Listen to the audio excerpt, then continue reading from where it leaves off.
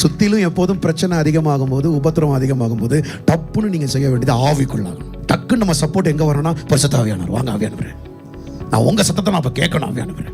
என் மருமக திட்டுறது கேட்குது, மாமியார் திட்டுறது கேட்குது, அப்பா திட்டுறது கேட்குது, எல்லாரும் சத்தமும் எனக்கு கேட்குது. ஆனா இந்த சத்தத்தை காட்டிலும் எனக்கு இப்போ ஒரு சத்தம் வேணும். அந்த சத்தம் உம்முடையதா இருக்கணும். ஆவிக்குள்ளாகும் போது அங்க என்ன நடக்குது வாசி? அப்பொழுது எனக்கு பின்னாலே எக்காள சத்தம் போன்ற, எனக்கு பின்னாலே எக்காள சத்தம் போன்ற பெரிதான ஒரு சத்தத்தை கேட்டேன். ஒரு அல்லேலூயா சொல்றீங்களா?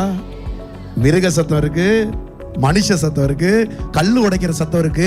இதன் மத்தியில அவன் கேட்கிற சத்தம் பெரிதான சத்தம். இந்த சத்தம் உங்களை வாழ வைக்கும்.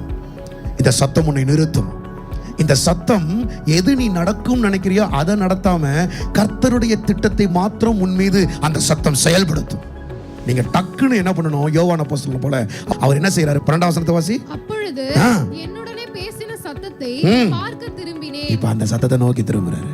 இந்த பொய் சொல்ற குரூப், குற்றப்படுத்துற குரூப், திட்டுற குரூப், அவமானப்படுத்துற குரூப், அதையே சொல்லி சொல்லி உன் மைண்டை நீ ஸ்பாயில் பண்ணக்கூடாது. ஓ சத்தம் இப்ப கர்த்தர் என்ன சொல்ல போறார்?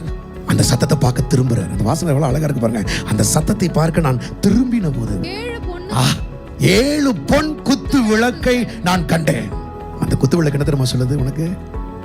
நீ மங்கி போயிருக்க, புகஞ்சிட்டு இருக்க, ஆனா உன் வாழ்க்கைய இந்த குத்து விளக்க போல நான் எரிய வைக்க போறேன்.